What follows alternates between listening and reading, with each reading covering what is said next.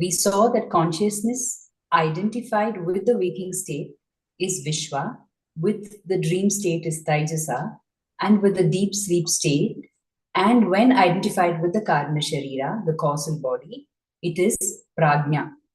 We now have basic understanding of the definition of Ishwara and Jiva.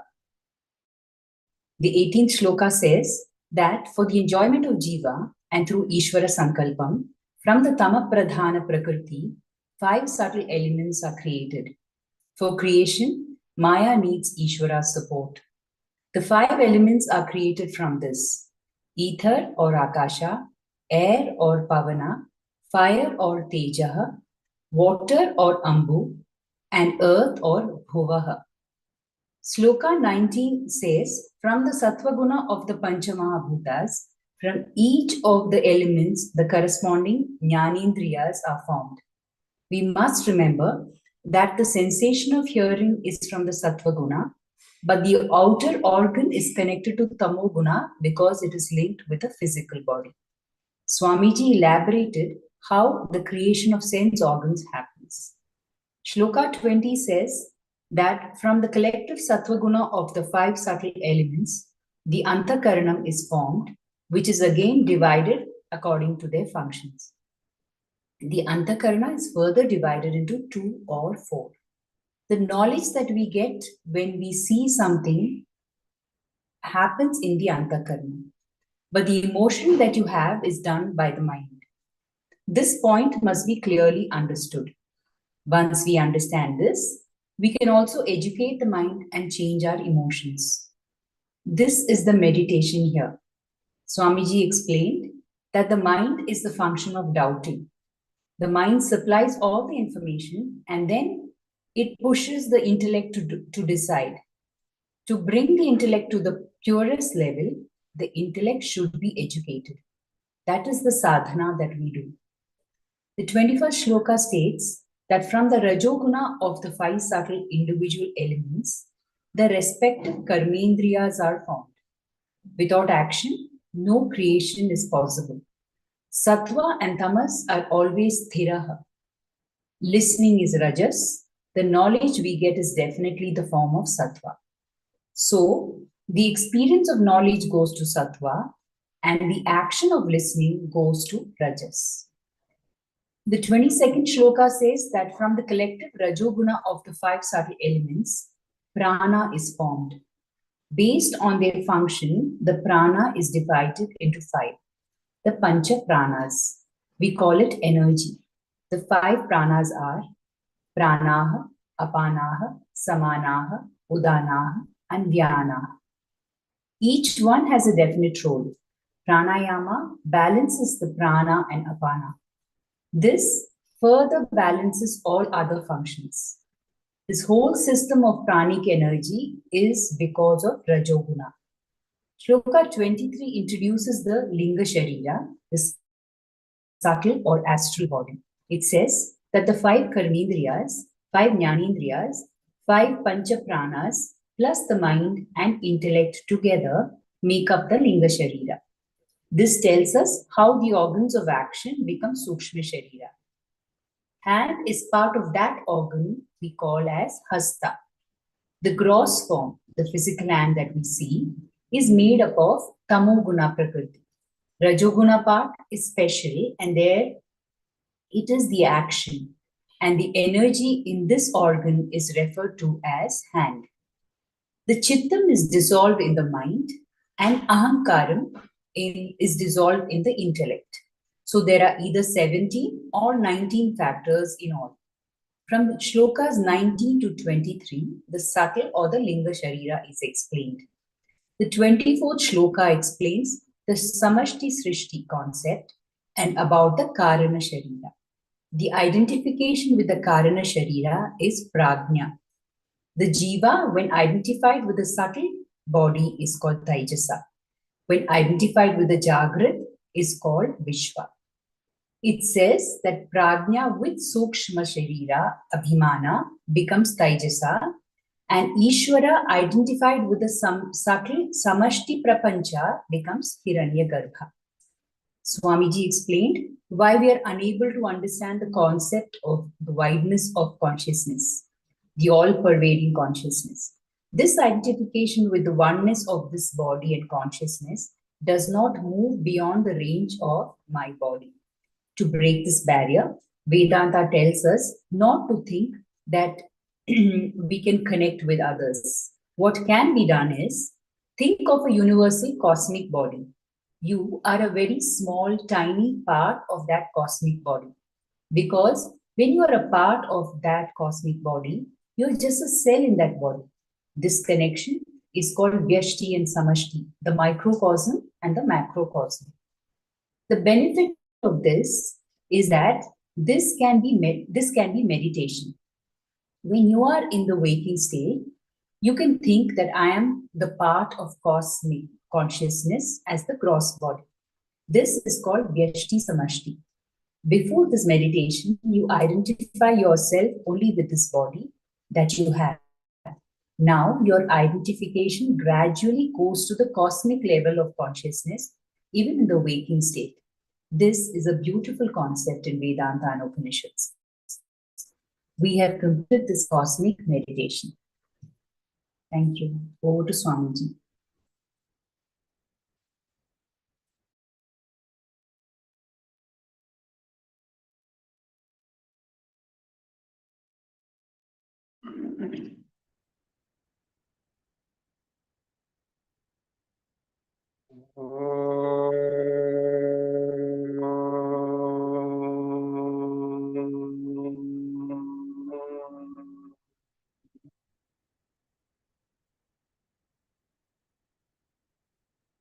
श्रुतिस्मृतिपुराणानामालयं करुणालयम्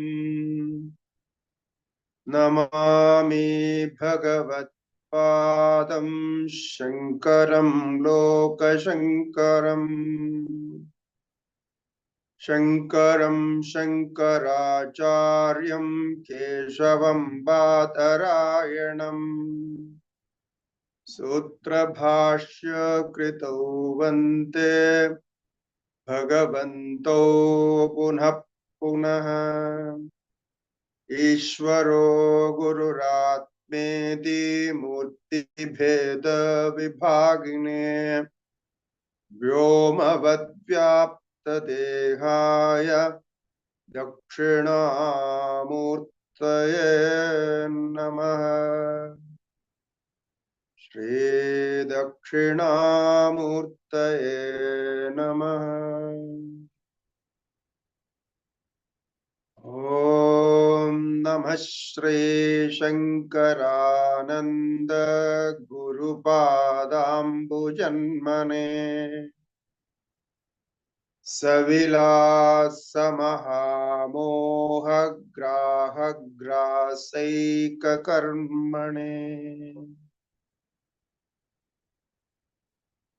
Shri गुरुभ्यो नमः। हरि ओम।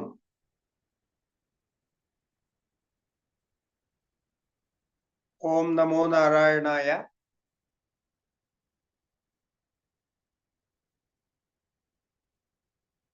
The first chapter of Pancadashi,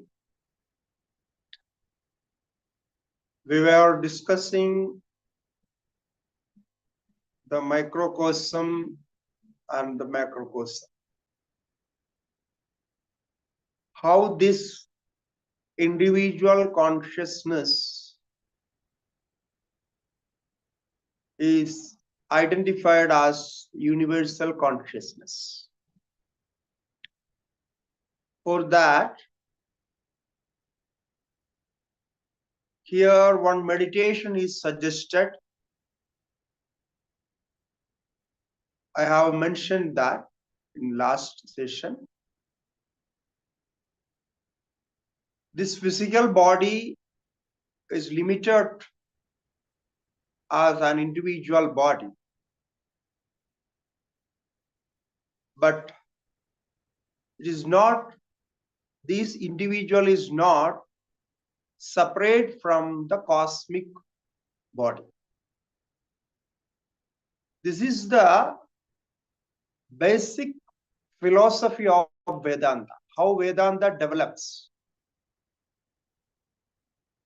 Vedanta thinks no elements can be separated.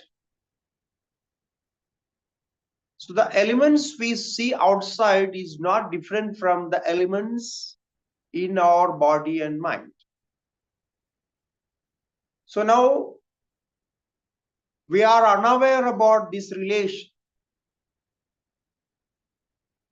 Therefore, we have so many differences in mind. So here the meditation is how to identify these two different entities as universal and individual.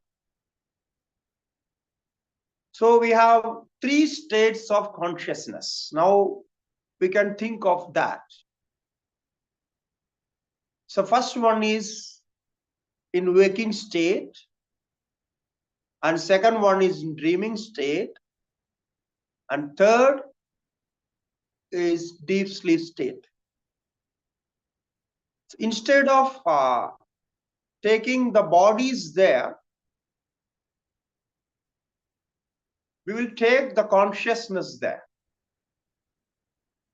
So now in waking state, what is your consciousness? In waking state, your consciousness is identified with the body. It means you think, I am this body. I am a person. I am an individual. So with this identification, you do all the activities. Right? From this, we enter into the second level of consciousness. We can say second state of consciousness. That is called dream state. There we think that I am the dreamer. So dreams are seen there, experienced by me. So this is the consciousness there. And you remember those dreams, those enjoyments, those sufferings, because your consciousness is identified with that state. So then the third one, what we call as deep sleep. So we have another name for this in Vedanta for deep sleep is causal body, Karana Shariram. So now, how we can contemplate on this, like what we discussed in that last 3-4 shlokas, mainly the 22nd, 23rd, and 24th, and now the coming shloka 25th. So now here we can do meditation. We can contemplate. Meditation, when I say, is not sitting in a posture and closing the eyes and concentrating. Meditation here is with contemplation. You are constantly thinking of something very much related to you, very intensively. So you are taking an idea, a concept of yourself, which is thought by Vedanta. So you take one idea and deeply contemplate on this. How I can relate to this? What is the reflections of this thought on me? How I can relate with this? How can I get some benefit out of it? Is it right or wrong? If you cannot relate with that thought process, then you may think that this all concept is wrong. It is unacceptable. So therefore, this special contemplation is thought as meditation here. So we call it in another word as mananam. Okay. The intensive contemplation on the particular subject. Now, if you take this, we can merge the waking state consciousness. We can merge the waking state consciousness into the Virat. What is Virat? The universal consciousness of gross body. That means the total waking condition of the cosmos. That is called Virat. So Virat is Sanskrit name. Sometimes we say Virat, sometimes we say Vaishwanara. Okay, Vaishwanara, Virat, Viraja. So this word is also used sometimes. So what is this? Now you take one body, you can see a gross body consciousness there. Gross body consciousness means it's not a separate consciousness, something new. But the same consciousness is identified with the gross body in waking state. So we call it as waking state. We are now in waking state. So you take total waking state, waking conditions. The whole universe, who are there, all beings. So take the total waking condition and connect and think as one. So total waking conditions of the cosmos, of the universe. Now, you see, you are not connecting the bodies there. You are not connecting the gross bodies there. What you are doing is, you are taking only the bodily consciousness. What is that? I am this body. Okay, so this I am this body consciousness is waking state, but that we call as waking state consciousness.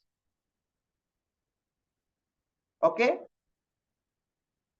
you could understand, no? It's not too difficult. I'm using so many technical things, so because I wanted to make this meditation as a perfect meditation for Vedanta, because every day you can do this. Every day we have this experience. So unavoidably we have to use some technical terms, because no other way to communicate this. So you all know these terms, but I am trying to make it practical and easy for understanding. So now you are thinking about your body, because bodily awareness is always there. For this, you don't have to do anything. Okay. Because bodily awareness is always there when you are in waking state. So what we are doing is, we are taking our bodily awareness and bringing together all the bodily awarenesses together. So we are imagining that. So each person has a bodily awareness, bodily consciousness. So that is consciousness is like mine. I am thinking like this. I am thinking like this. I am identifying my body like this. So the all who are there, they are all doing the same thing.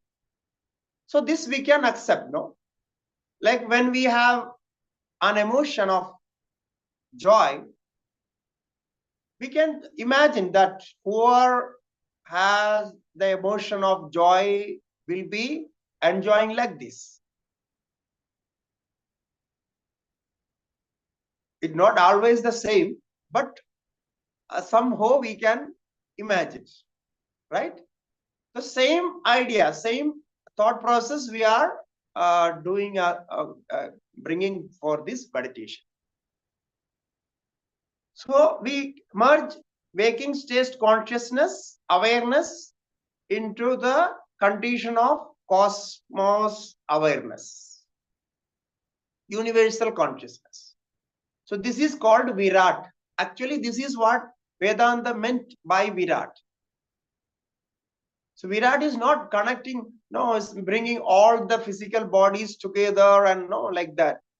So physical bodies are the part of that, because when we think of universal consciousness, the physical body and mind on prana and everything will come together. So we start from gross level, because from gross level it is easy to enter into subtle level and causal level. Okay, so this is the first step. Now, the second step, you are contemplating, still you are contemplating, right? Okay. So second level is dreaming. So we all have some slight memory of our dreams. At least we know how we dream. What is the experience of dream? At least we know that. We may not be remembering many dreams, but we know how we dream. Now, take that consciousness. All the living beings, they have dreams. The dreaming consciousness, dreaming state of awareness. So, make it as one. Make it universal. And then it is called Hiranyagarbha. The term, Sanskrit term is used, Hiranyagarbha or Sutratma. All these terms are used. Hiranyagarbha or Sutrasma. What is that? The total dreaming condition of consciousness. The cosmos consciousness of dreaming condition. Why we say dreaming condition? Because to separate these different experiences of consciousness, we bring this conditioning. Waking condition, dreaming condition, like that. Otherwise, consciousness is one and the same. There is no way to separate consciousness. No application is possible in consciousness. So we bring these conditions. So when we have some condition, we have that experience. So with that experience, we can go into that condition and contemplate on that. If we don't have any experience of these things, we can't do any contemplation, because we cannot make a thought. Without thought, how can you contemplate?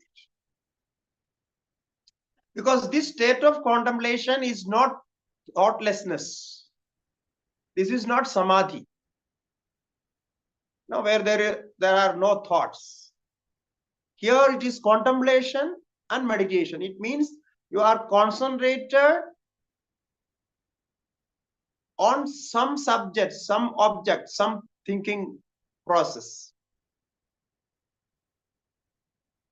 With the deep interest, with the identification with that thought, you are so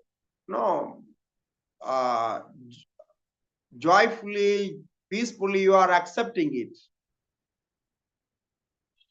So then it comes as the continuous process of meditation. So this is the second level. This you can do very easily. You can do it.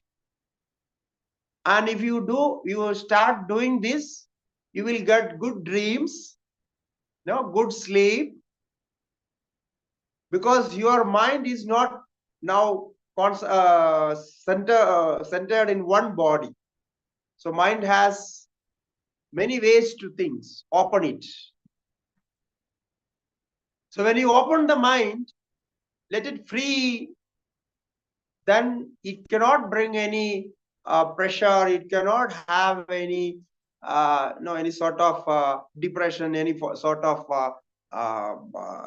individuality there, feeling good and bad. Because in this state, you go beyond that. So this is the second level. And third level that we are going to discuss in 25th shloka, but I will just continue with this. The third level is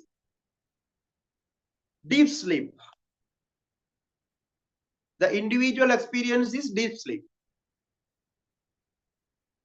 Now, the deep sleep state is called Karana Sharira. No, Prajna. Prajna. Prajna is individual consciousness in deep sleep. And then we take the total causal condition of consciousness. That is Maya Sharira. Then that causal state of consciousness is called Ishwara, the Supreme God. So this is the concept of God in Vedanta. So we don't have other gods.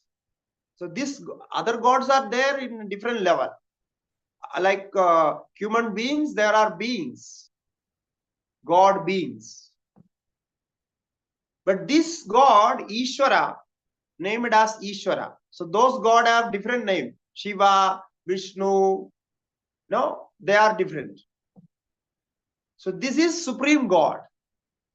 And Supreme God has this body as universal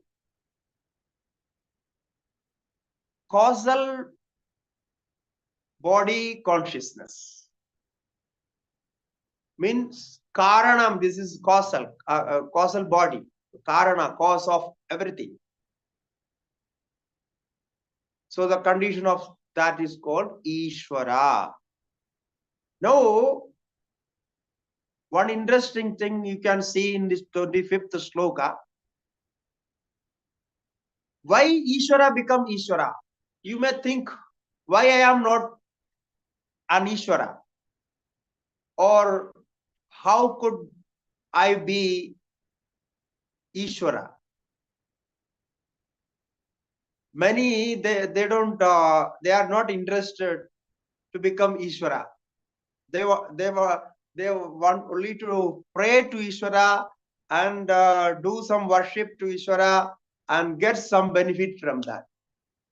If you say, no, Ishwara call you, oh, you come to me and you be one with me and stay with me. No. I will not come because I need all these things. So you give all these things, I am not coming to you. So this is not prescribed in Vedanta. So Vedanta says you identify with that and Ishwara call you. You come to me and one with me. So how it is possible? What is the technique? That is described in this 25th sloka, beautiful sloka. We can read it. Samashtirisha sarvesham swatmatadatmya vedanat.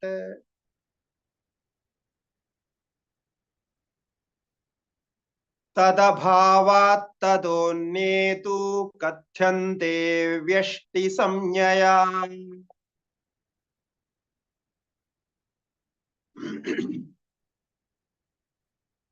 The connections of words like Anvaya, Sarvesham Swatmatadatmya Vedanat Samashtihi Ishaha. Why Ishwara is called Ishwara? Ishwara and Isha is the same. So Sarvesham Swatmatadatmya Vedana. This is the important point. How Ishwara become Ishwara? Because Ishwara is not a separate entity. Swatma Tadatmya Vedana means being identified and knowing everything as himself. I repeat, Swatma Tadatmya Vedana. Ishwara knows. What he knows? He identifies himself with all the beings. With everything he identifies himself. So Swatma Tadatmya Vedanat Ishaha Samashtihi. Ishwara is Samashti. Samashti means totality, universal. It means Ishwara has an identity of self. Now we have the identity of self with this body and mind, this constitution. But Ishwara has an identity of self with everything that he has created. So whatever is there in front of us as creation, Ishwara identifies himself with all those. So he is called Samashti, total consciousness, the totality of consciousness, Samashti. Samashti, the word meaning is totality. We say universal. Now, this is the reason Ishwara become Ishwara. Now, what is the problem with this Jiva, this individual consciousness?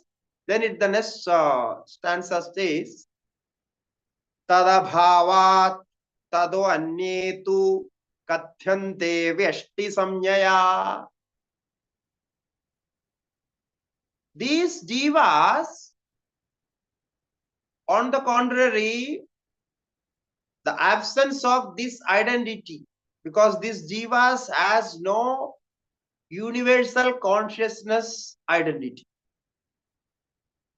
Therefore, they are called individual. Why we call individual? Because I am not identifying myself with others. I am identifying myself with only with this body. I have only this body consciousness.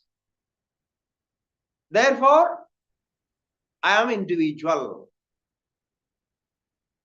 I am Jiva, I am Veshti.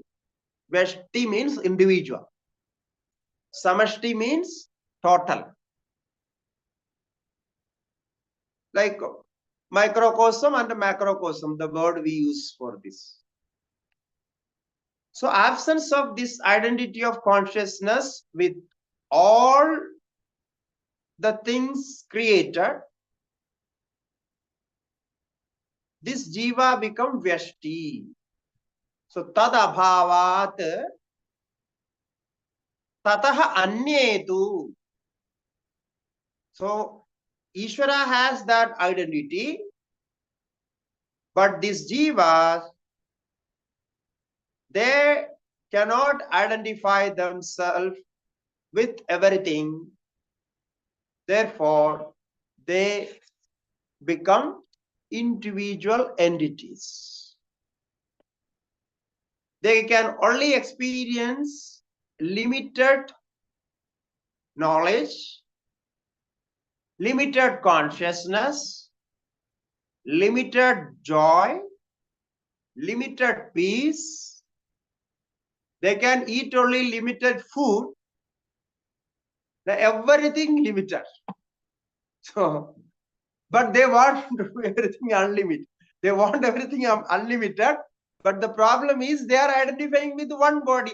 Now, if you are identifying with one single body, and how can Ishwara give everything to you? It's impossible, no? All the food the whole world eats, how can Ishwara provide you? You are identifying with one stomach, one mouth. So Ishwara cannot give you so much food. If you can identify with all the mouth and all the stomach, so you are eating with all the small. So this is how, this is the magic here. So at least start from your family. Don't go starting. You start with your family. You think that the whole family is eating. I am eating. I am means the consciousness. Okay. So all family is enjoying. I am enjoying. This enjoyment is my enjoyment. So like that, you practice like. Then you can see how your mind changes, how you experience the things outside. Everything will change. There won't be any problems, any irritation, enmity, greed, nothing will be there. If you think the people around you enjoying, myself is enjoying there in those bodies, then how can you have a greed? How can you think of some negativity? There is no possibility. So it is said in Ishavasya Upanishad also. So this is the magic here. Now, if this is not possible, you are not qualified for that, but you are not accepting that. If you once you accept, you are qualified. You are not accepting that. Every day you think, no, that this is what Vedanta says, but it's okay. Oh, okay for Vedanta, okay for listening, okay for knowing, but this is not for practical. Then if you don't accept that, then you are still there. You are not ready to change yourself. So then you have to follow what is created. Then you have to follow the rules and regulations of the creation. Okay. Because you are within creation, within the diversity of creation. Then you ought to follow all the rules. Otherwise, you will be in trouble. No? If you don't follow rule, what would happen? You will be punished. So then Ishwara will punish you. Ishwara calls you, you come to me and identify with myself as I am everywhere. I am Sarvatma, I am universal. You become universal. If you are not ready for that, you follow my rules and regulations, and then you will get whatever you want. Like you can eat with one mouth and live like that. So, okay. So you are limited. So you have to follow all this. So this is how it is made. So the next sloka says, now for the sake of these jivas who are not ready to accept, like us, we are not accepting that universal consciousness as one. So for them, Ishwara made all these rules and all this setup for enjoying, for their experiences. Tadbhogaya punarbhogya bhogaya tana janmane.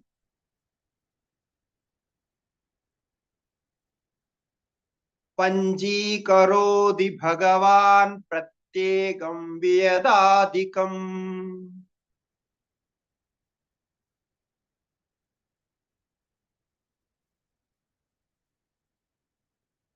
Tadbhogaya punarbhogya bhogayatana janmane. Punaha, then means you can understand the last shloka what is said there, because that is not accepted, it's not possible now. So then for them, tadbhogaya, to provide those jivas, all the bhogya, bhoga, they need objects of enjoyments like food and other things, bhogya, and bhogaya, bhoga ayatanam, they need bodies where they can sit and experience the enjoyments, the objects. So bhogya means the objects of enjoyments. Bhoga ayatana means the place where they can enjoy. So the bodies. So they sit in bodies and they enjoy that. So bhoga ayatana janmane, to provide them objects of experience and the place for experiencing. For that purpose, Bhagavan, that Ishwara, the Supreme Consciousness, Vyadadikam, all these 5 elements, ether, air, fire, water and earth, Vyadadikam, Pratyekam, each one of those elements made into fivefold. Panjikaroti. He contemplates the Panjikaroti. Make them fivefold for the grossification. Because without grossification, you cannot enjoy. If somebody say you enjoy the subtle form of ice cream, now how you are going to enjoy? First you say first you give gross ice cream, then I will think of enjoying the subtle ice cream. So subtle ice cream can be enjoyed only in the dream state. You enjoy subtle ice cream, but in the dream state only. The waking state, you will be not satisfied with the subtle ice cream. You need gross ice cream, because each state has its own speciality, particularities. So this gross body has this waking state, where when it is in waking state, it needs all the objects of enjoyment in gross level. Then only it is satisfied. But when you go to subtle body in the dream, so you don't need all this there. There the subtle form of objects are there. So you enjoy those objects. No, this is the connection there. But for those who are not accepting this universal consciousness. For them, for those Jiva, ignorant Jivatma, Bhagavan, Ishwara creates this gross elements, making each subtle element into fivefold.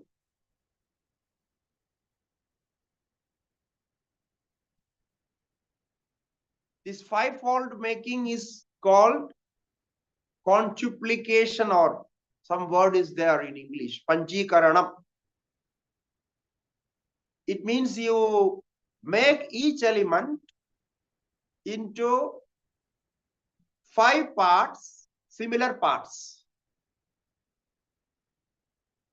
That is called Panchikaranam.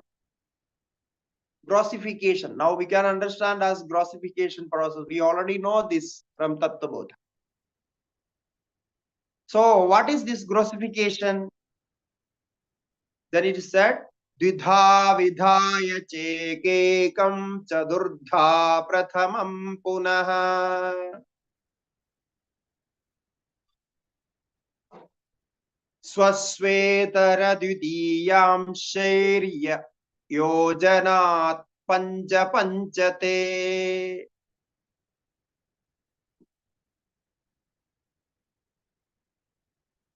So this is called Panjikarana process in Vedanta. So creation of the objects of experience and the bhogayatana to make the physical bodies. Ishwara needs gross elements. Now, how he makes gross elements out of subtle elements? So this is the process called Panjikarana, grossification. Fivefold grossification. So what he does? Dvidha vidhaya chekekam. Take one subtle element, for example, earth element. So one subtle earth element divided into 2 equal halves. Dvidha vidhaya. So one earth element, subtle element made into 2 parts, 2 halves. Then he takes one half of those 2 and then equally divide into 4. Chadurdha prathamam punaha. Punaha prathamam chadurdha. Divide into 4. Then swaswa itara dvidiyam shay. And then Lord intermingling each of those 4 parts, swaswa itara dvidiyam shay. We have the second part of that, which is made into 4. So it is given to each element. So the one element gets 50% of its own element. The earth element now has 50% of its own part and 12.5% of other elements part. From each element, this earth element will get 12.5%. So now the gross earth element has, according to this formula, 50% of its content and 12.5% of ether, air, fire and water. So it becomes 100%. Okay, 50% from other elements. So it is made as earth element. This is called Panchakarana. So it is explained in your translations and commentaries, and we have discussed this Panchakarana process in Tattva Bodha in very detail. So you can see that it's very simple. There is nothing much confusing. So this is how it is made. So 50% of each element, subtle elements, and 12.5% of other elements mixed with is called Panchakarana. So this is a concept. This concept made for the sake of understanding how the subtle elements become gross elements, because how it is intermining each other. So how they mix it. So this is how it is made. Then out of this, the whole world, the gross world is formed with different forms. The next sloka says, Teirandas tatra bhuvanam bhogya bhogashrayodbhavaha Hiranyagarbhastulesmin dehe vaishvanaro bhavet. Teirandas tatra bhuvanam bhogya bhogashrayodbhavaha Hiranyagarbha stule asmin dehe vaishvanaro bhavet. Teihi. Teihi means with those composite elements, means with those grossified 5 elements. In those elements, each element has 5 parts. So with those 5 elements, Andaha, this Brahmanda is made. The Brahmanda means the cosmic as in the shape of egg. It's called Brahmanda, because this concept was there from the even in the Vedas, the cosmic egg. So the whole world is like the shape of an egg. It's called Brahmanda. Brahma means the biggest, the cosmic universe as one. So Tehi Andaha, the whole world is made, the whole universe is made the shape of an egg. That's called Brahmanda. Now it is Sthula, it is gross. And this, in that Brahmanda, he made all the words, different lokas, bhuvanam. So bhuvana means world, different words. So we have according to our Puranas and Atharva Veda, we have 14 words, 14 different words, lokas.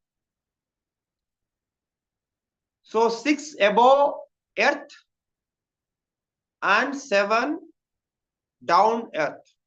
In the means, we are not going up and down. So it is called bhuvanas.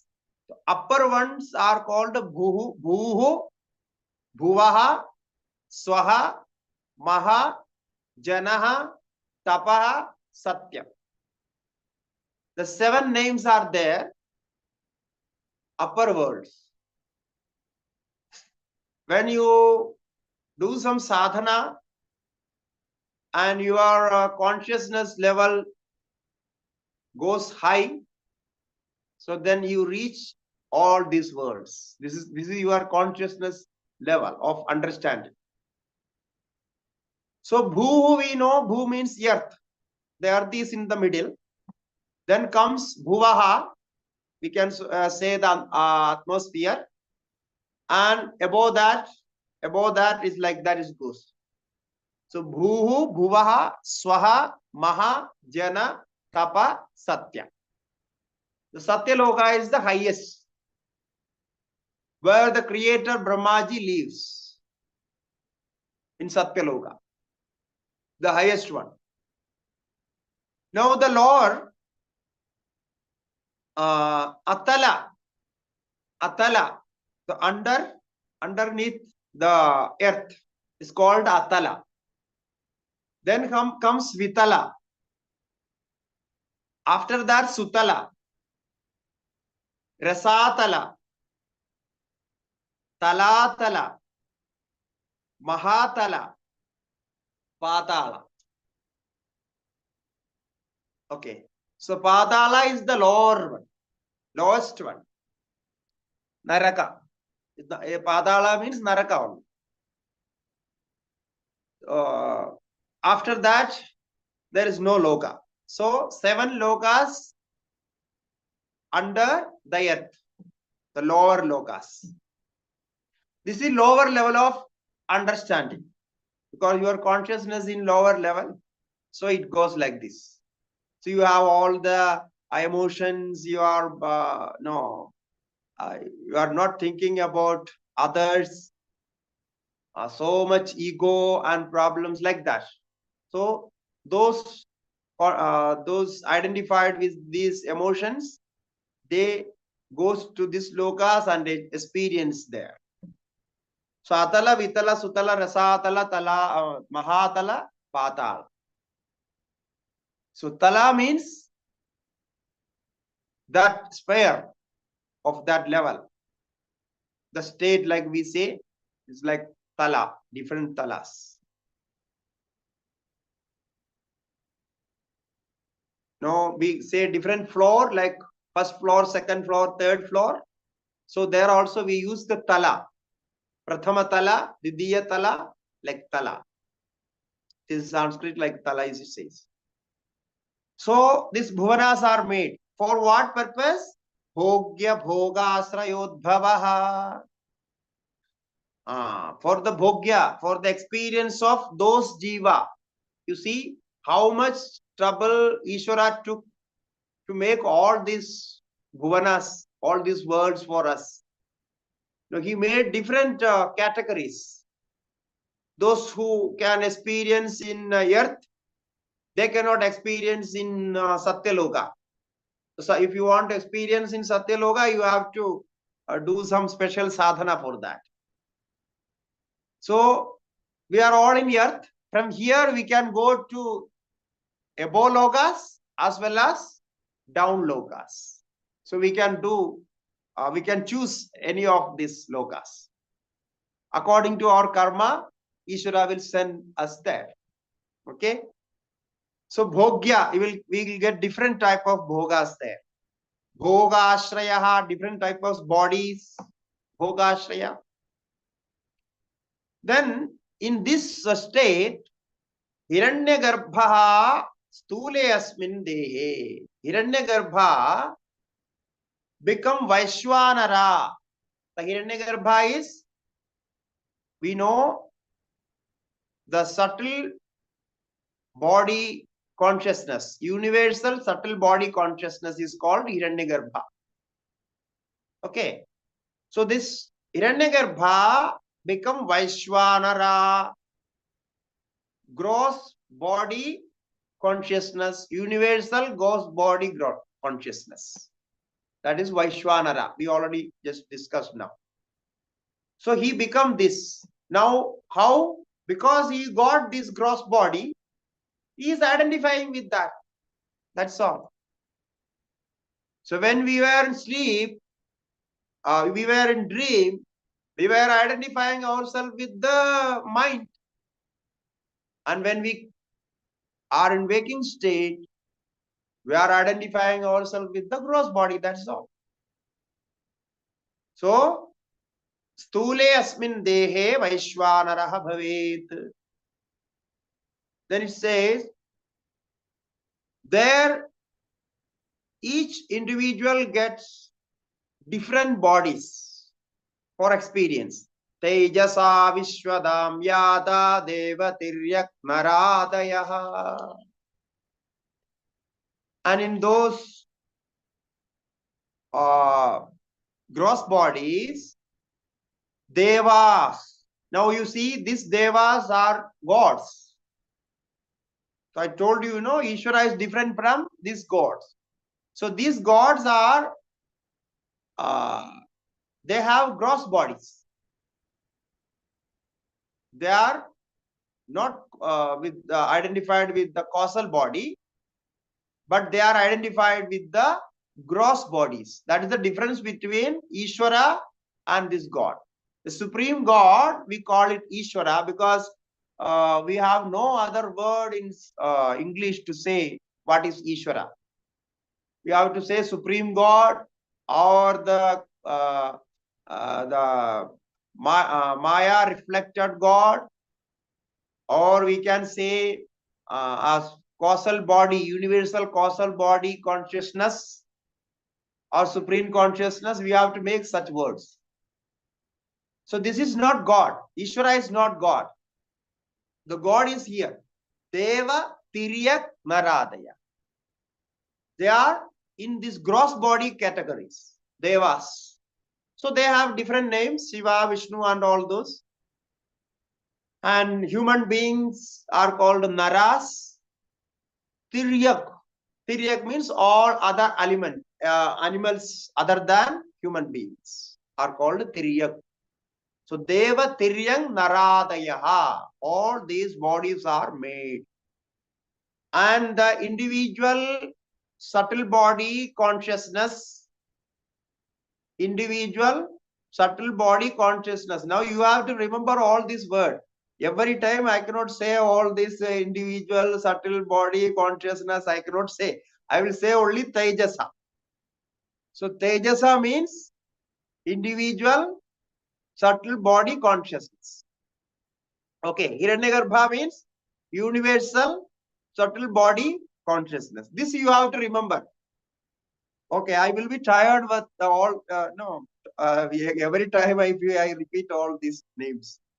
So these sages are the individual consciousness, subtle body consciousness become Vishwa, the gross body consciousness. So Tejasa become Vishwadam Yata. He becomes Vishwa.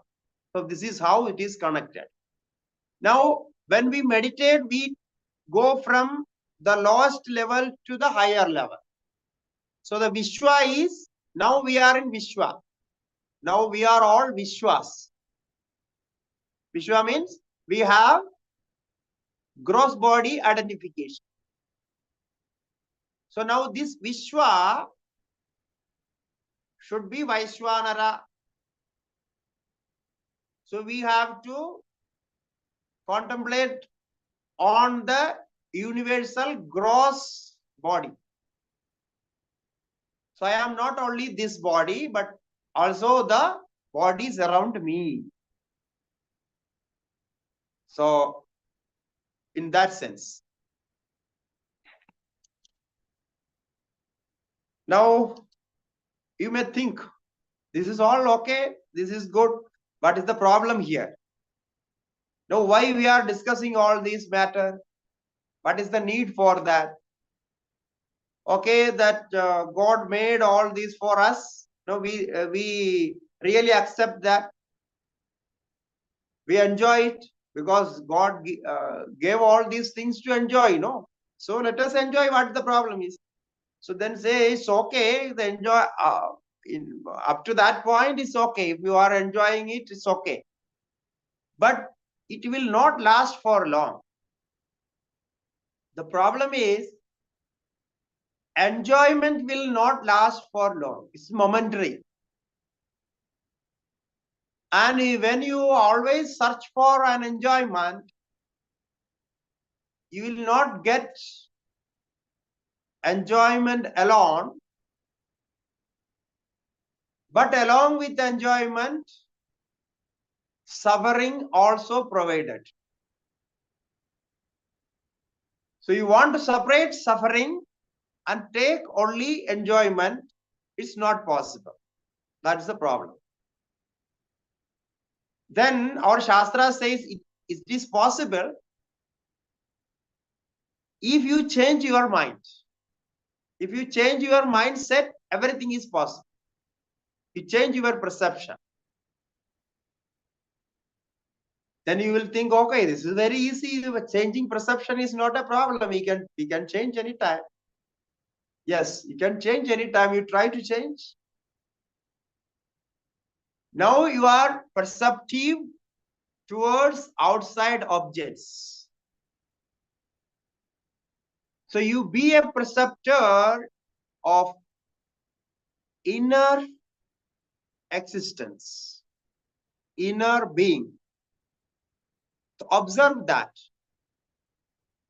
Then you can be an enjoyer forever. No pain, no sorrow can disturb you. Gurunapi dukkhena na vichalyate, Gita says. So no suffering can disturb you if you find enjoyment in yourself. So that is what is said in next sloka. Te paragdarshina pratyak tattva bodha vivarjita.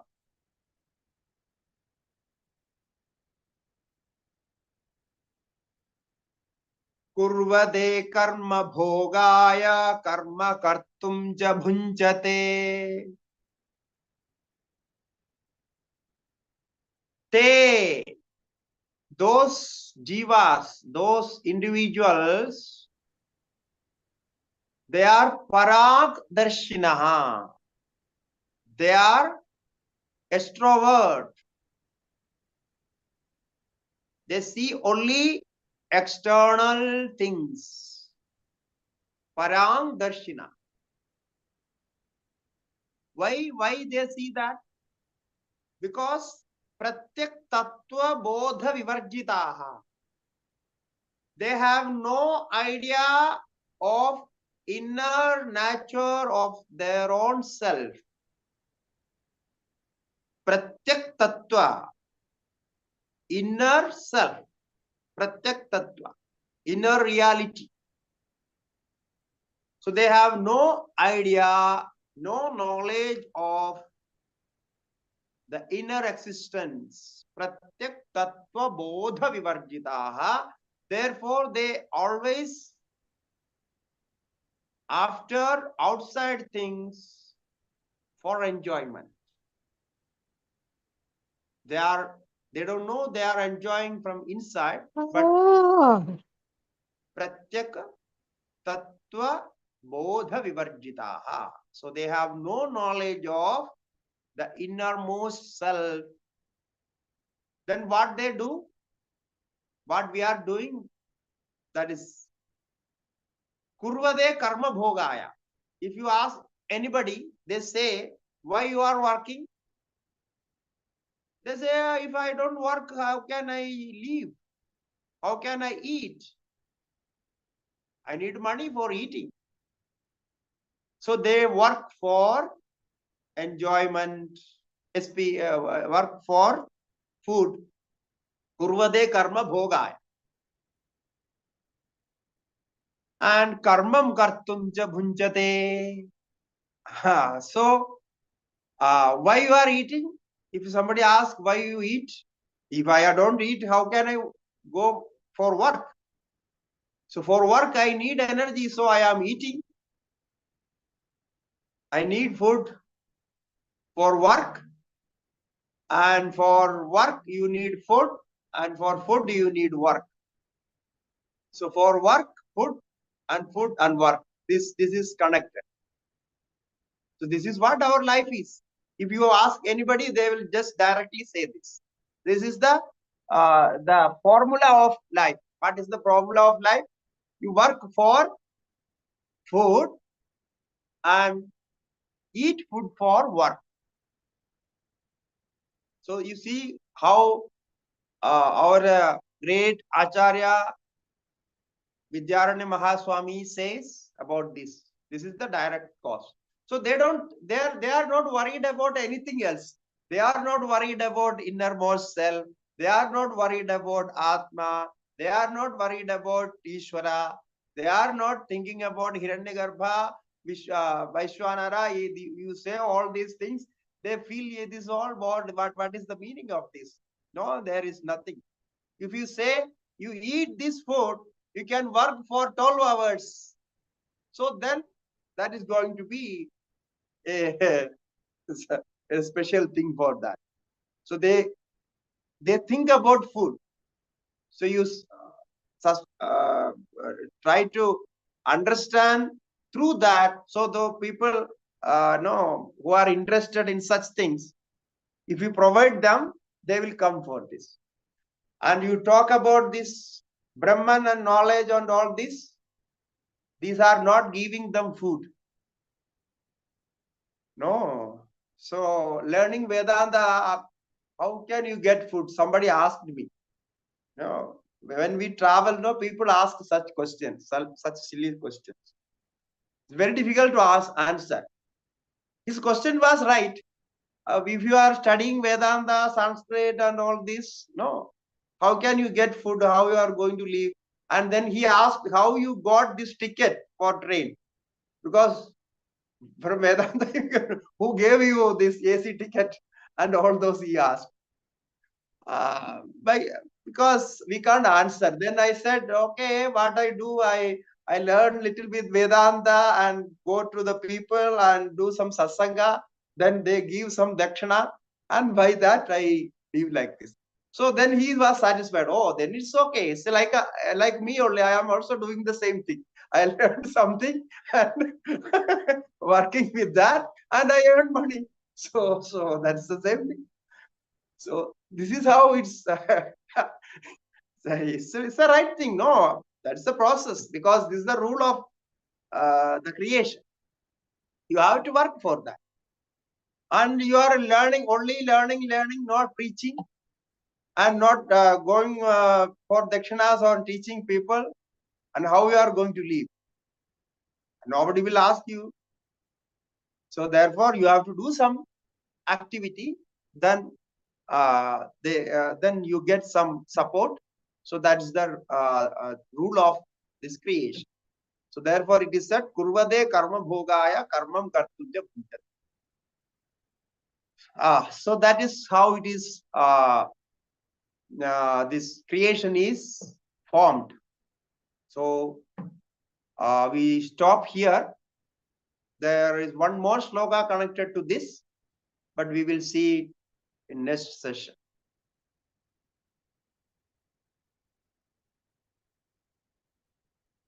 So now you can ask questions, because last 2-3 weeks, no, maybe 2 weeks, we were in holidays.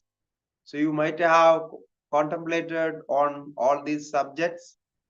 So if there are questions, you can ask. Okay, Hari Om Maharaj.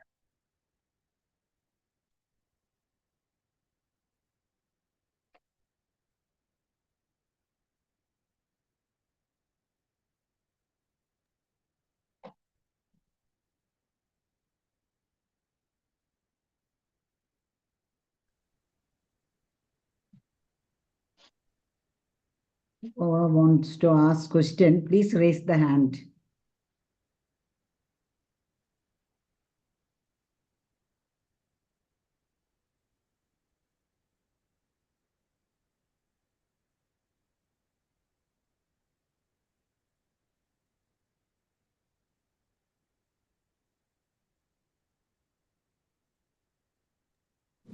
Swamiji, there are a couple of questions that's come up in the chat box. One question by Subhashri is, am I allowed to ask the question, why so much efforts in this creation? Why? So much effort in this creation. Okay. Okay. So who says there is effort?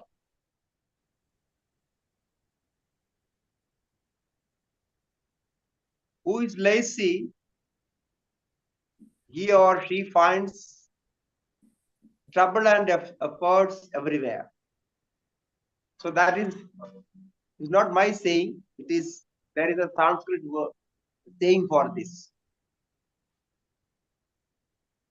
So lazy people, they think like that.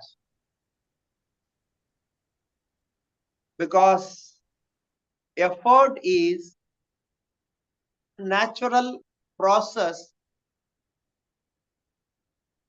to accomplish your desires. So if you have desires, if you want to achieve that desire, then the energy will come to you and you will achieve it. And this effort is not the creation of God. Ishwara has not created effort. Ishwara has created the objects for enjoyment.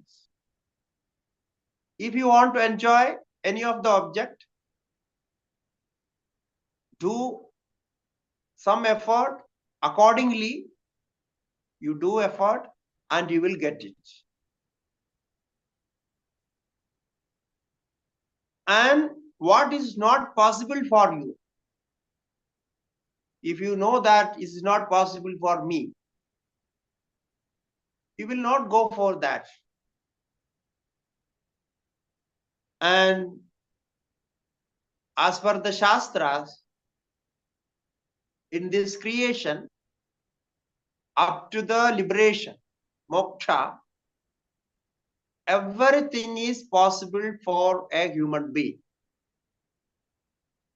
It means human being can achieve everything he or she wants. So that is the karma principle. So if you want, you become a creator, Brahma, it's also possible. You can be the creator of all world. If you do such sadhana and tapasya, upasana, or Shastra says you can get that. If you want to go to heaven, it's possible. If you want to become a millionaire, that's also possible. Everything is possible. So this all creation is, in that sense, controlled by human beings' effort. So it means Purusha Karma, what we say as Purushartha. So everything is possible.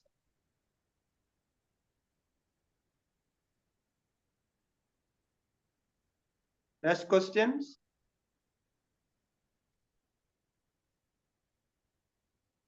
There is a question actually from Arsu. Om Swamiji.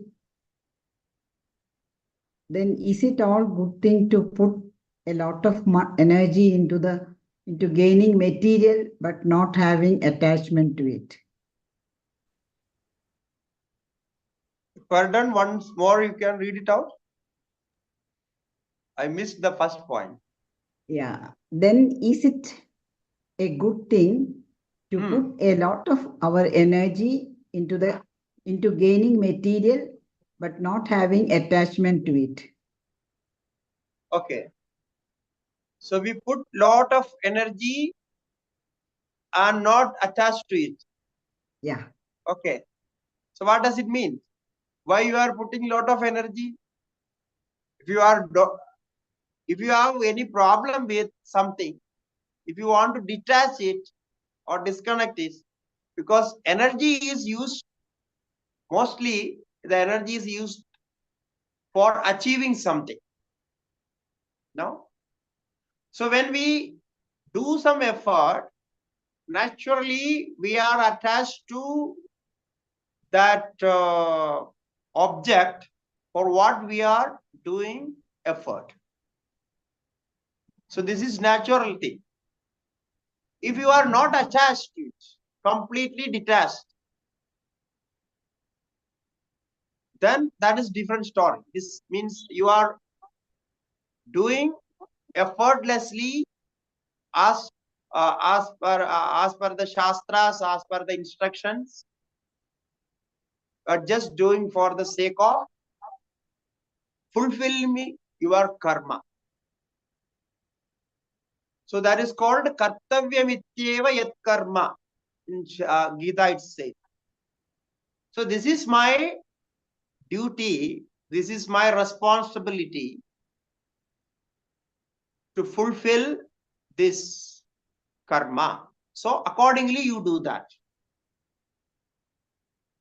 So it is not considered as a heavy work or something you are you are putting so much effort into that and doing that. Now, for example, like a mother taking care of her child. No, the small child, mother is putting so much effort to take care of that child. But she never thinks, I am doing so much effort to bring up this child. So this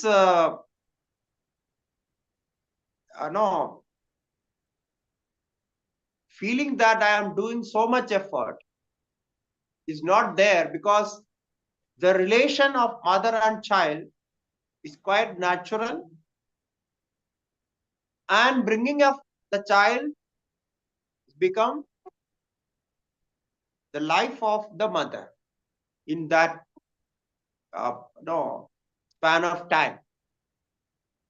Therefore, she is not tired with the effort there. It's the natural process. Similarly, you feel this is my duty, this is my karma God has given, I have to fulfill this. So according to your positions, you will have those karmas and you fulfill. If you are a housewife, so you have to do your duties. If you are a mother, you have to do those duties. A father has to do that. If you are an employer, you have to do that. So this is how it is meant. And when when you feel tired, physically or mentally, actually, first, the mental tiredness will come, then the physical tiredness comes. This is how it happens. So if you are mentally tired, then you can't do anything. You are physically fit, but mentally tired. So try to understand how we are mentally tired. If you are not enjoying the work, then you will be tired mentally. If you are enjoying the work, you feel that this is my duty, I have to fulfill it. If you have that sense of understanding, then you will enjoy the work and there won't be any tiredness. So this is the karma yoga theory there we apply. Therefore, all the karmas we ought to do become karma yogas with this sense of understanding.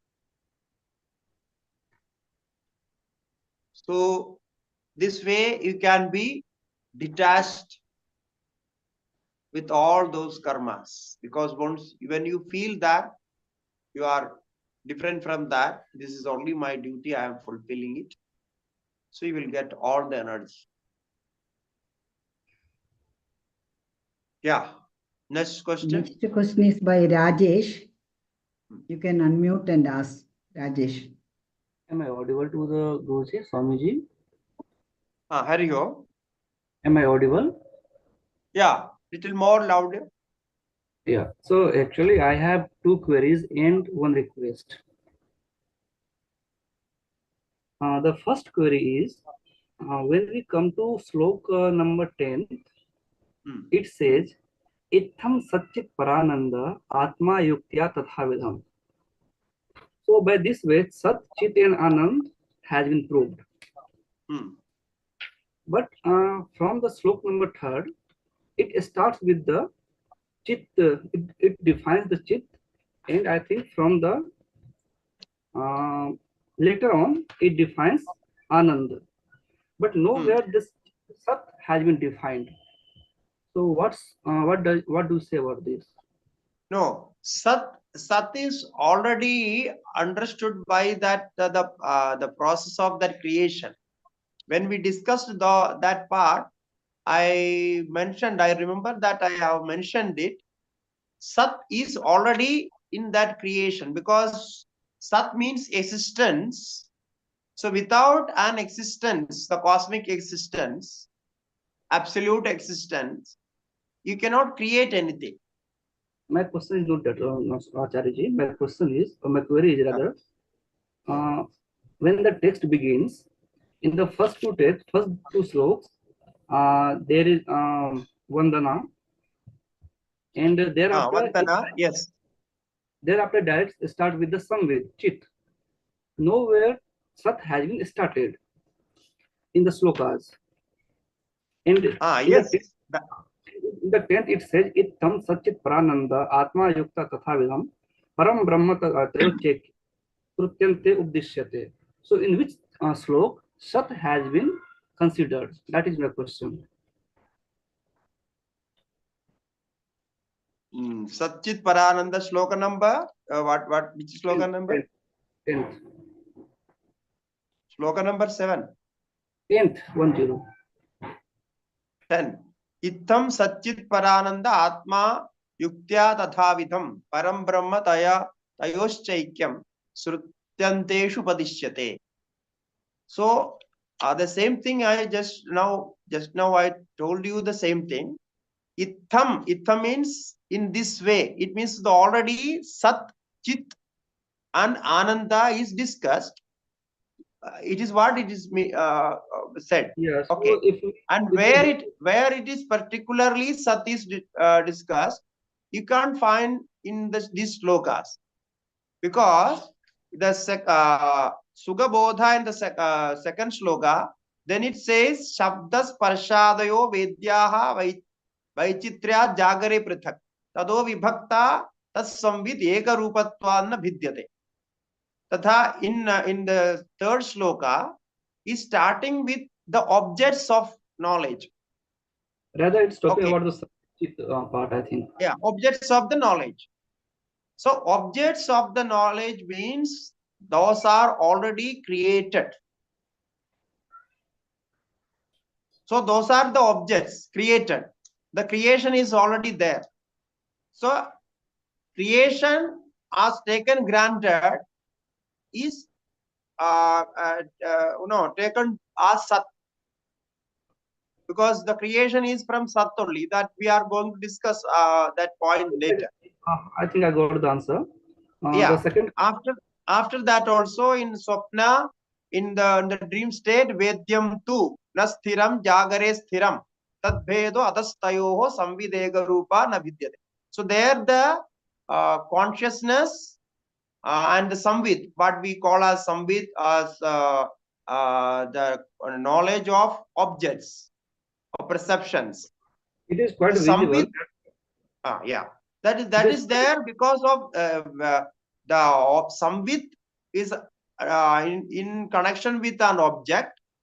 Without an object, samvid cannot happen, because if there is no object, what you are going to experience, that is how.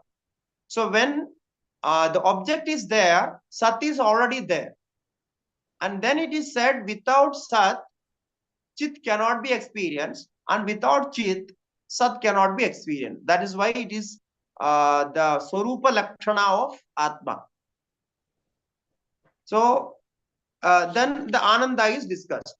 Because when we talked about this, I have mentioned this point because Sat is not separate from Chit. Therefore, it is not discussed separately. So If we we take. go, I think Yeah. if we go in that sense, then Sat, Chit, and Anand, none is different from each other. All of them are the same thing. No, Yeah, so all of them are the same thing, but the Chitta and Ananda has emotional part in that, because Chit as on consciousness, you know this, I know. But for the Sat, Sat is not an emotion, because there is no emotion connected to Sat. It is pure existence. So do there you is consider, no connect. There you cannot find any special emotion. Emotion in the sense you have some variation in consciousness.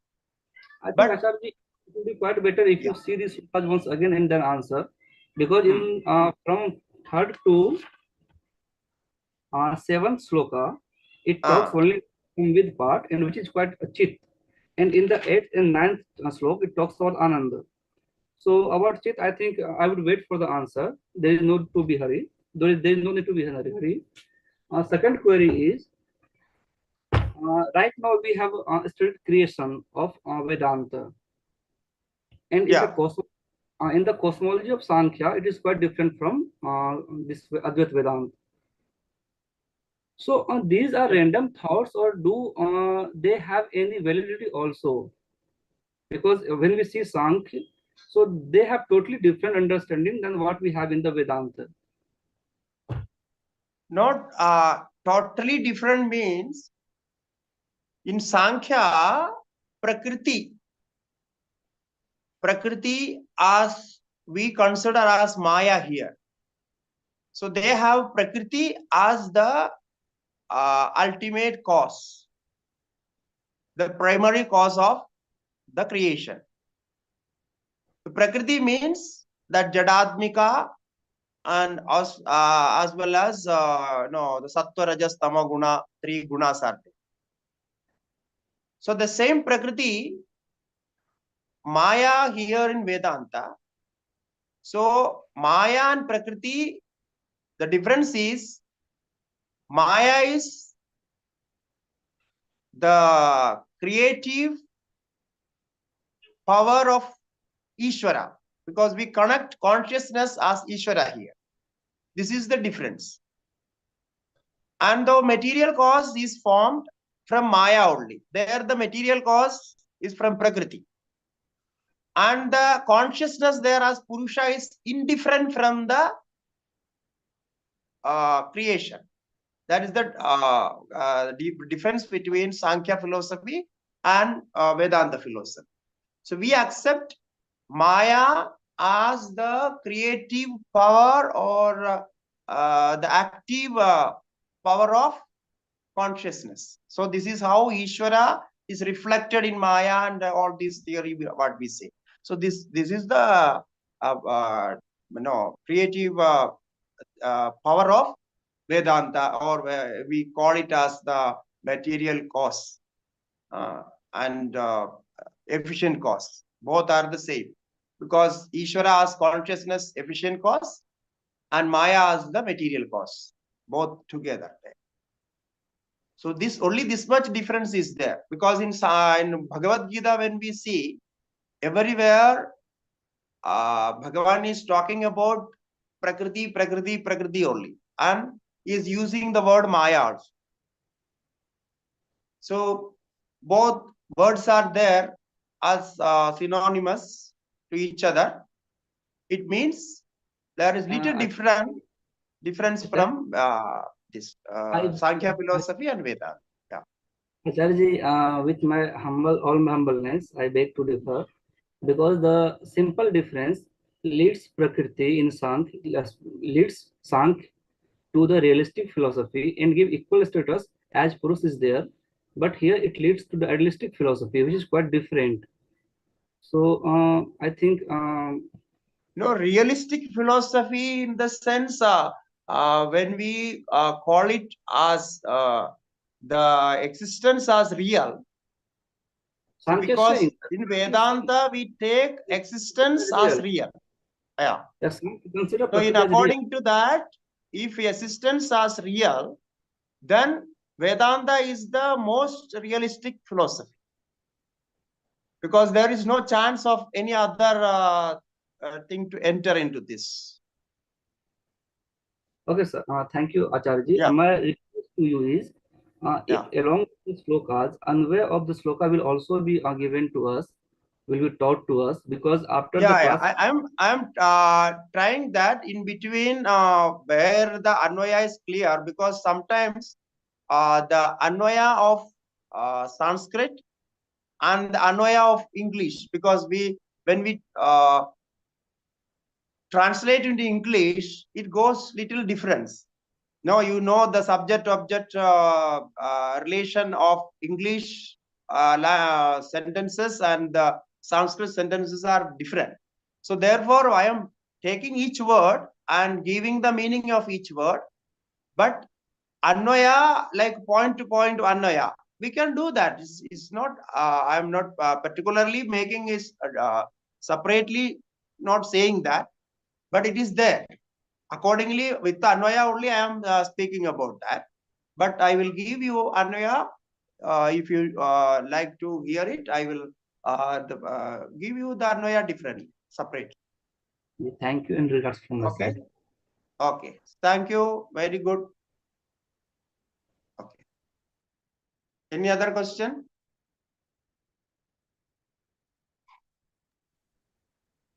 Yes, Swamiji, there's one more by Shiva Kumar. Yeah. Swamiji, as a human being, ideally, where one has put their efforts? I don't think it's a question, it's an exclamation. As human being? Ideally, where one has put their efforts. One has to put their effort. Okay. So, as a human being, ideally, where one has put their efforts. To do their duties, their kartavyas, according to the Shastra, Varna, Ashrama, according to the Varna and Ashrama, you have your own duties. So put all the effort to fulfill those duties, and then those karmas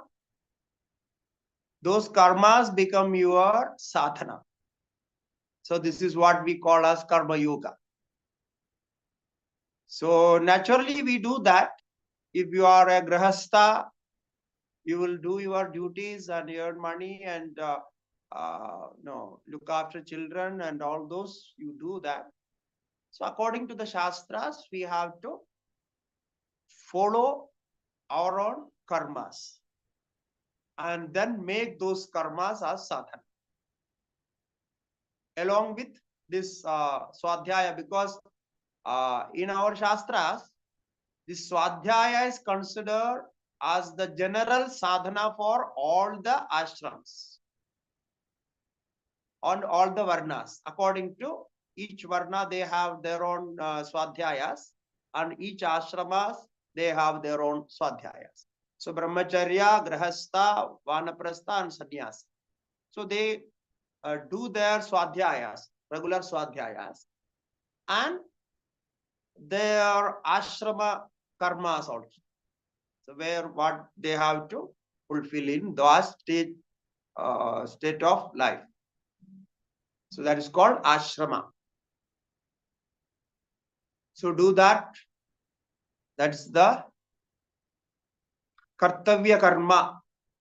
No, kartavya karma. So once we complete those kartavya karmas, we will be purified by those karmas.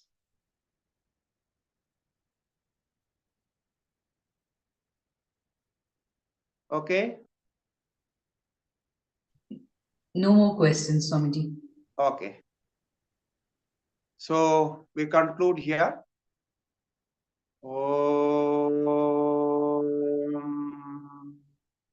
Purnamada Purnamitam Purnat Purnamudashyate Purnasya Purnamadaya Purnamevavasishyate. Om Shanti Shanti Shanti. Shri Gurubhyo Namaha. Hari Om.